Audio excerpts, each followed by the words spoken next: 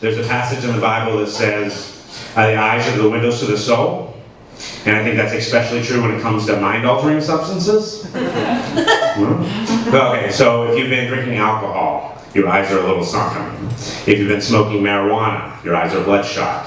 If you've been taking amphetamines, your pupils are dilated. If you've been taking opiates, your pupils are small. But did you know that if you consume all four at the same time, you look completely sober? I'm actually having a stroke right now. Someone should call a doctor. God is a topic that's weighed on me my entire life. I come from a really small town, 1,600 people in Arkansas, very religious, very conservative. And so I think that's going to kind of shape my stand-up that I'm going to do here tonight. Whenever I would go to Dixon Street, kind of the main drag, there'll be these guys with long beards holding signs. There's one of them that said, if you get an abortion is a decision that you'll have to live with for the rest of your life. But I really think that's what a baby is.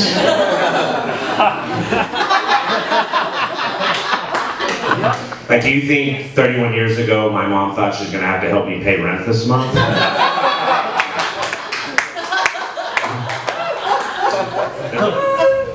But the Bible, I love the Bible. I read like a lot of sci-fi and fantasy books, and the Bible's in my top 5.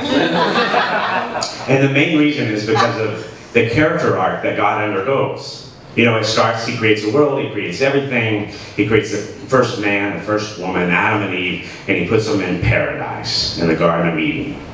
And paradise is you're naked and you're outside. Which would be pretty cool for about a weekend. You know, they have only one rule in paradise. You can't eat from the tree of knowledge of good and evil. But after about a week of that, I'd be like, I wonder what that fucking apple tastes like. And that's what happened. They go, they eat the apple, and God is super pissed. He comes down to the garden and he says, hey, get the fuck out. He banishes them. Not only are they banished from paradise, but now they have all these new rules that they have to follow. And from now on, men will have to labor for everything that they get. And women will have to labor just as much, but for 70 cents on the dollar. It's in the Bible. But through the magic of incest, the world is populated. Yes. And it gets to a certain point where nobody's following any of the rules. And God is super pissed. And so he does what any benevolent deity would do. He murders everyone. He murders everyone in a flood except for the one decent family. And to kind of give you an idea of how bad things were, Noah, alcoholic.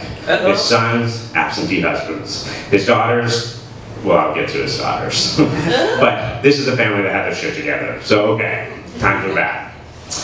40 days, 40 nights. Finally, the waters recede, the ark lands on Mount Sinai. What's the first thing Noah does?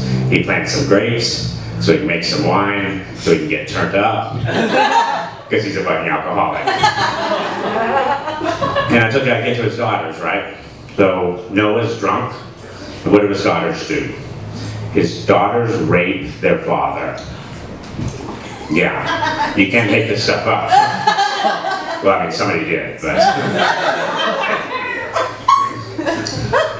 So through the magic of rape and incest, the world is once again repopulated, right? And it gets to a certain point, ladies and gentlemen, where nobody's following any of the rules. And God is super pissed. But he thinks, maybe I shouldn't have murdered everyone. You know? Maybe I'll make an example.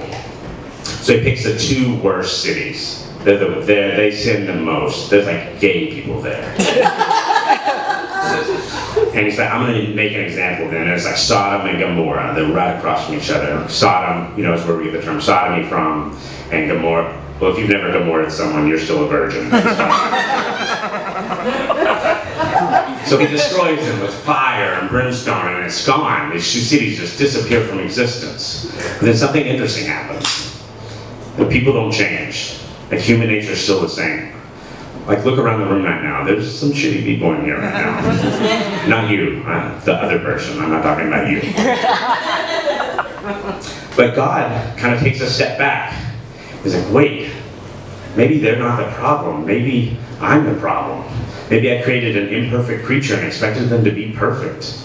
This is actually the first time the phrase, it's not you, it's me, was uttered. It wasn't George Costanza.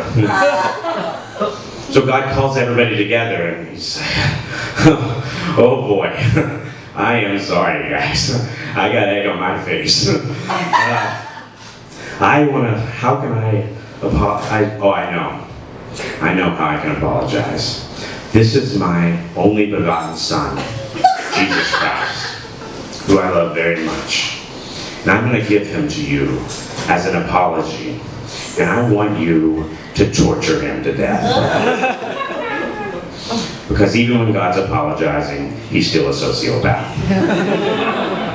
And that is a story, character arc of God, which makes the Bible pretty good. Can we agree? Yeah? All right, I want to thank Danny and Angela for letting me come up here, and thank you guys so much. I love you. Have a good night.